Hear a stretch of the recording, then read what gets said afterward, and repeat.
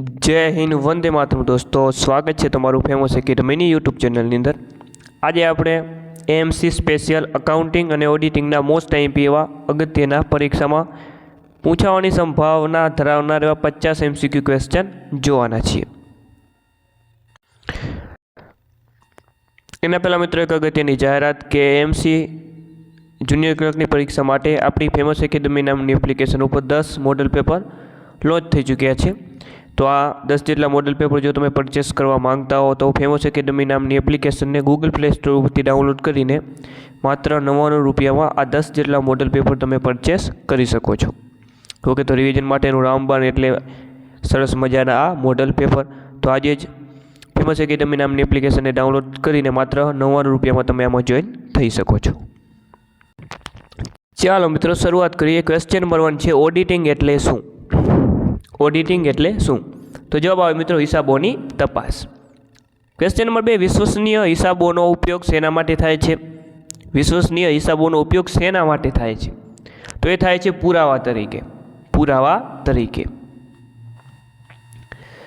ચાલો ત્યારબાદનો ક્વેશ્ચન છે CRI SIL નું મુખ્ય કાર્ય શું છે? તો તેનું મુખ્ય કામ છે ક્રેડિટ રેટિંગનું। ચાલો ત્યારબાદનો ક્વેશ્ચન છે વ્યાજ દર કોરિડોર એટલે શું? વ્યાજ દર કોરિડોર એટલે શું?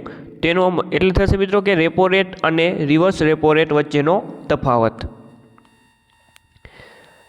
ત્યારબાદનો ક્વેશ્ચન છે કે ભાઈ નિયત સંબંધાંક શૂન્ય છે જે આર ખાલી જગ્યાની બરાબર હોય તો એ થશે 0ની બરાબર। ત્યારબાદનો ક્વેશ્ચન છે કે ભાઈ નીચેના વિધાનોને ધ્યાનમાં લેવાના છે। ટોટલ 2 વિધાન આપી દીધા છે અને એમાંથી કયું વિધાન સાચું છે તે આપણે જણાવવાનું છે।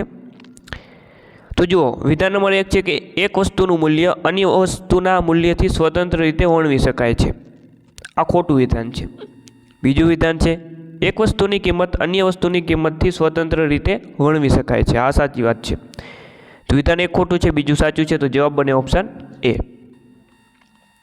ત્યારબાદ વાઉચર્સના સંદર્ભમાં નીચેનામાંથી કયું વિધાન ખોટું છે? ખોટું વિધાન આપણે પસંદ કરવાનું છે। આમાંથી જે ખોટું વિધાન મિત્રો ઓપ્શન સીમાં આપી દીધું છે કે મૂળ વાઉચર્સને આનુષાંગિક વાઉચર કહેવામાં આવે છે। આ વાત ખોટી છે।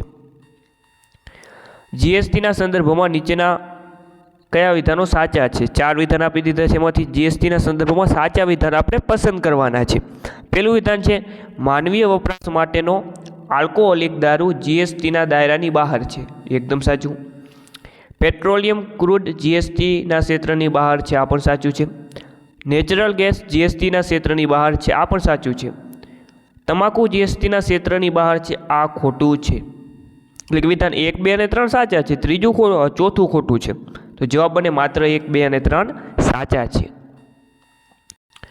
નીચેનામાંથી કયું વિધાન ખોટું છે? 4 વિધાન આપણને આપી દીધા છે, ખોટું વિધાન પસંદ કરવાનું છે। આ તમે વાંચશો 4 ઓપ્શન તો ઓપ્શન બીનું વિધાન ખોટું છે કે ભારતે સ્થિર વિનિમય દર પદ્ધતિ અપનાવી છે। આ વિધાન ખોટું છે। ત્યારબાદનો ક્વેશ્ચન છે કે ખાલી જગ્યાએ વિવિધ મુક્તિ, કપાત, છૂટ અને રાહત દ્વારા કાયદા દ્વારા પૂરું પાડવામાં આવેલ સંપૂર્ણ લાભ લઈને કર જવાબદારી ઘટાડવાનો એક માર્ગ છે। તો જવાબ આવે છે કર આયોજન। નફાકારકતા જાણવા માટે કયું ખાતું ઉપયોગમાં આવે છે? તો એ ઉપયોગમાં આવે છે નફા ખાતું। ત્યારબાદ કાચા સરવૈયાને અસર કરતી ભૂલોના મુખ્ય પ્રકાર કયા છે? તો જવાબ આવશે સરવાળાની ભૂલો અને ખતવણીની ભૂલો। નીચેનામાંથી કયું ડિવિડન્ડ ચૂકવણીમાં મર્યાદા તરીકે કામ કરતું નથી? તો એ છે મિત્રો મેક્રો ઇકોનોમિક અવરોધો। કઈ સંસ્થા મુજબ હિસાબી પદ્ધતિ નાણાકીય લક્ષણ ધરાવતી વ્યવહારોની નોંધ છે? તો જવાબ આવશે AICPA। નીચેનામાંથી કયો આંતરરાષ્ટ્રીય વેપારનો ફાયદો નથી? તો એ છે કે ભાઈ આવશ્યક ચીજોમાં એકબીજા પર દેશોની નિર્ભરતા। એ આંતરરાષ્ટ્રીયનો ફાયદો નથી। નીચેનામાંથી કયું વિધાન ખોટું છે?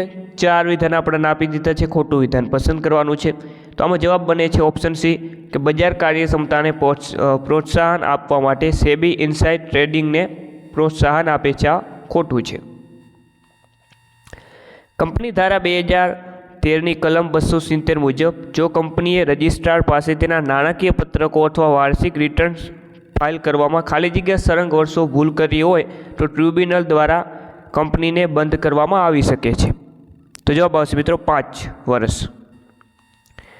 કઈ બેંકે ભારતની પ્રથમ લાઈવ પેમેન્ટ બેંક શરૂ કરી? તો Airtel payments bank limited. GDR એટલે થશે ગ્લોબલ ડિપોઝિટરી રિસીટ. નીચેનામાંથી કયું વિધાન વિશ્વ વેપાર સંગઠન એટલે કે WTO વિશે સાચું નથી વિધાન એ આપણે શોધવાનું છે. ઓકે, WTO આના વિધાન સ્વરૂપે તલાટીમાં પણ પ્રશ્ન પૂછાઈ ચૂક્યો હતો. તો આમાં જવાબ આવે છે કે ભાઈ વિશ્વ વેપાર સંગઠનની સત્તાવાર રીતે 1 જાન્યુઆરી 1951ના રોજ રચના કરવામાં આવી. ત્યાં વિધાન ખોટું છે, બાકીના તમામ સાચા છે. ઓકે, કે ભાઈ આ વિશ્વ વેપાર સંગઠન એક કાયમી સંસ્થા છે.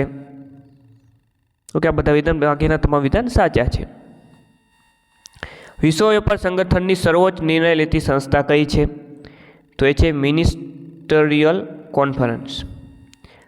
કારકુની ભૂલને કઈ રીતે ઓળખી શકાય? તો બધું જવાબ આવશે કે ખોટા ખાતામાં ખતવણી, 2 વખત ખતવણી થઈ હોય, ખોટી રકમની ખતવણી. તો જવાબ આવે ઉપરના બધા ઓપ્શન ડી. રૂપાંતર ખર્ચને સરવાળા તરીકે વ્યાખ્યાયિત કરવામાં આવે છે. ઓકે, તો આમાં શું જવાબ આવશે? તો આમાં જવાબ આવશે મિત્રો કે ભાઈ પ્રત્યક્ષ મજૂરી, પ્રત્યક્ષ ખર્ચ, કાચા માલને તૈયાર માલમાં રૂપાંતરિત કરવાનો પરોક્ષ ખર્ચ. તો જવાબ આવે માત્ર 2, 3 અને 4. હિસાબી પદ્ધતિમાં આર્થિક વ્યવહારનો અર્થ શું છે? તો જવાબ આવે નાણાંમાં થયેલ કોઈ પણ વિનિમય ક્રિયા. ખાતાકીય પદ્ધતિને અન્ય કયા નામે ઓળખવામાં આવે છે? તો એને હિસાબી પદ્ધતિ તરીકે પણ ઓળખવામાં આવે છે. GST લાદવાથી પુરવઠા રેખા કઈ તરફ ગતિ કરશે? ડાબી બાજુ. નીચેનામાંથી કયું વિધાન IDBI વિશે ખોટું છે? ખોટું વિધાન આપણે પસંદ કરવાનું છે.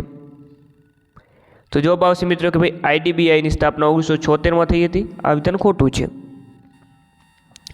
વસ્તુના પુરવઠા અને તેના સ્ટોક વચ્ચેનો સંબંધ કેવો છે? તો એ સંબંધ થશે મિત્રો વ્યસ્ત. ચાણક્યના કયા ગ્રંથમાં હિસાબી પદ્ધતિનું મહત્વ સમજાવવામાં આવ્યું છે? અર્થશાસ્ત્ર. આવક અને સંપત્તિની પુનઃ વહેંચણી ખાલી જગ્યા દ્વારા સારી રીતે પ્રાપ્ત થાય છે. જવાબ આવે રાજકોષીય નીતિ. નીચેનામાંથી કયું ઉપજ ખર્ચના ખાતા તરીકે ગણવામાં આવે છે? મુસાફરી ખર્ચ ખાતું. નીચેનામાંથી કયું શ્રેષ્ઠ નાણાકીય સમાવેશને વ્યાખ્યાયિત કરે છે? તો જવાબ આવશે ઓછી આવક ધરાવતા લોકોને સસ્તા ખર્ચે બેન્કિંગ સેવાઓ પહોંચાડવી.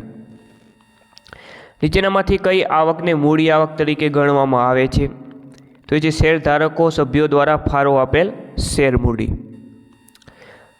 કઈ હેતુ ઓડિટના ગૌણ હેતુઓમાં સામેલ છે? તો જવાબ આવે છે છેતરપિંડીઓ શોધવી અને થતી અટકાવવી. કાચા સરવૈયાને અસર કરતી ભૂલોમાં કયો પ્રકાર આવતો નથી? તો જવાબ આવશે કારકુનની ભૂલ.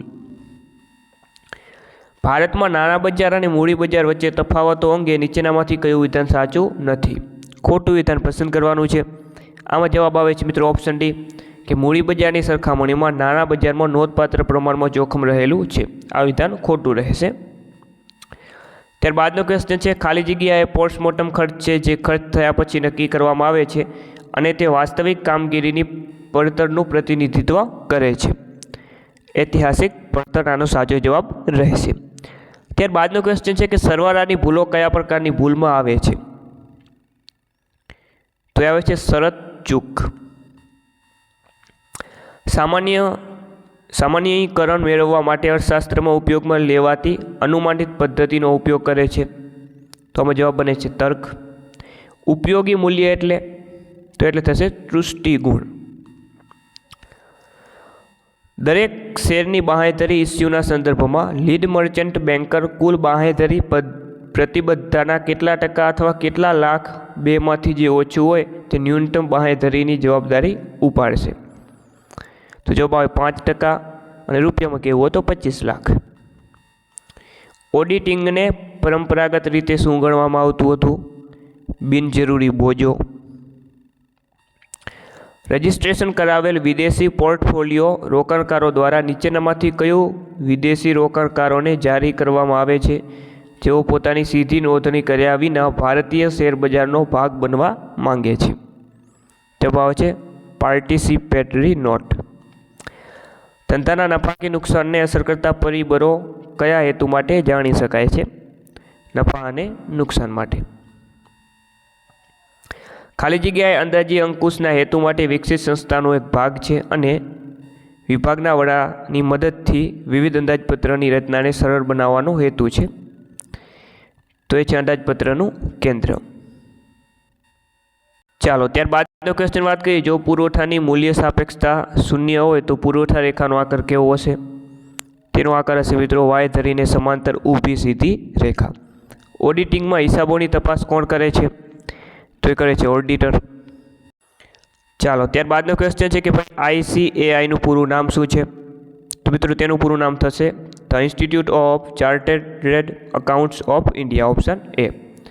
ખાલી જગ્યાએ ચોક્કસ ઉદ્દેશ્ય જેમ કે ન્યૂનતમ પડતર, સૌથી વધુ નફો અથવા ઓછામાં ઓછો સમય. જ્યારે તે સંસાધનો વૈકલ્પિક ઉપયોગ હોય ત્યારે મર્યાદિત સંસાધનો અથવા ધંધાની ક્ષમતાનો ઉપયોગ કેવી રીતે કરવો તે સ્પષ્ટ કરવા માટેનું તકનીક છે. તો અહીં જવાબ બને છે મિત્રો સુરેખ આયોજન. તો મિત્રો આ હતા અગત્યના અકાઉન્ટિંગ અને ઓડિટિંગના અગત્યના પ્રશ્નો. ઓકે, જો 10 જેટલા મોડલ પેપર પરચેસ કરવા માંગતા હો તો આપણી એપ્લિકેશનને ડાઉનલોડ કરીને માત્ર 99 રૂપિયામાં આમાં તમે જોઈન થઈ શકો છો. ઓકે, સંપૂર્ણ નવા સિલેબસ આધારિત જ આ મોડલ પેપર રહેશે. ચાલો ફરીથી મળીએ નવા વિડીયો સાથે. ત્યાં સુધી જય હિન્દ, વંદે માતરમ.